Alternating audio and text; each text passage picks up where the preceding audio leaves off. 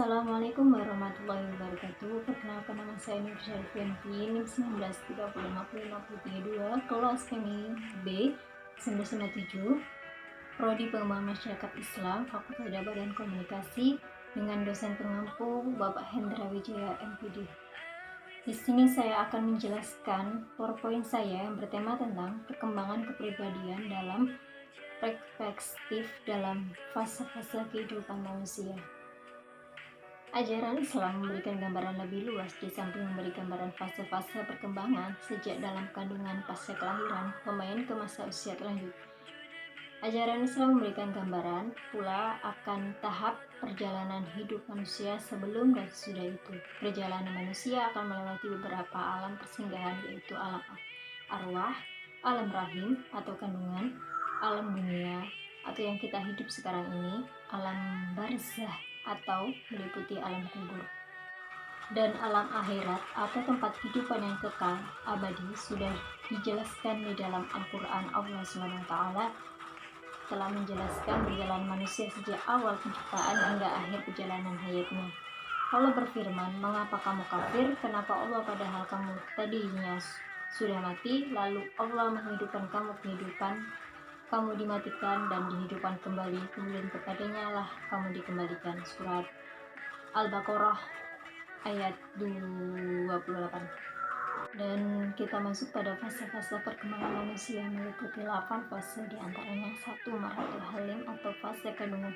Fase kandungan dimulai sejak terjadinya zigot hingga janin lahir. Fase ini tergambar dalam beberapa ayat Al-Quran dan hadis Nabi, diantaranya yaitu kedudukan janin itu dapat di dalam rahim menurut kehendak kami selama umur kandungan, kemudian kami keluarkan kamu dari rahim ibumu sebagai bayi.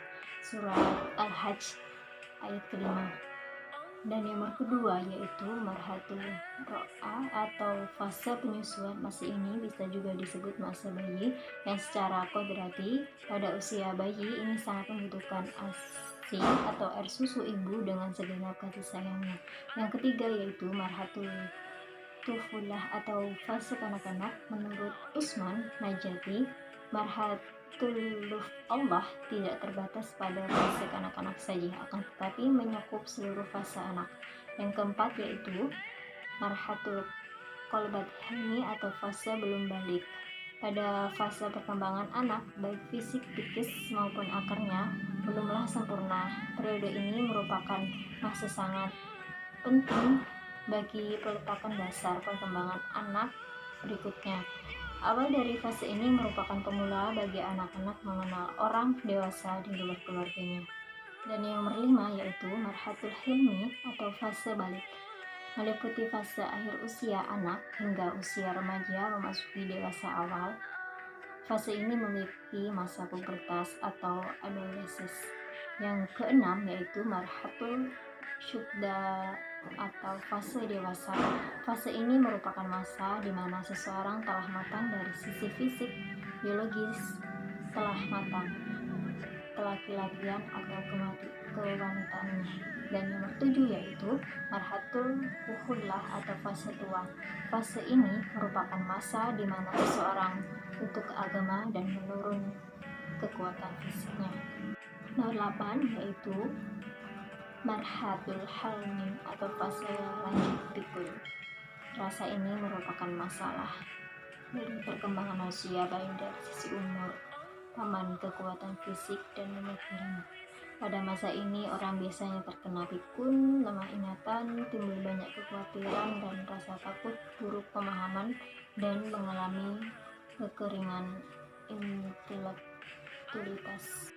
Ajaran Islam menekankan pentingnya penyampaian ajaran atau pendidikan yang sesuai dengan tingkatan pemahaman dan perkembangan anak. Sasaran oleh karenanya pemahaman aspek-aspek perkembangan menjadi penting, artinya agar pendidikan yang dilakukan dapat lebih baik dan lebih terarah.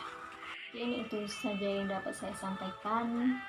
Apabila ada kesalahan, salah kata atau kekuatan saya mohon maaf. Saya akhirul kalam. Wassalamualaikum warahmatullahi wabarakatuh.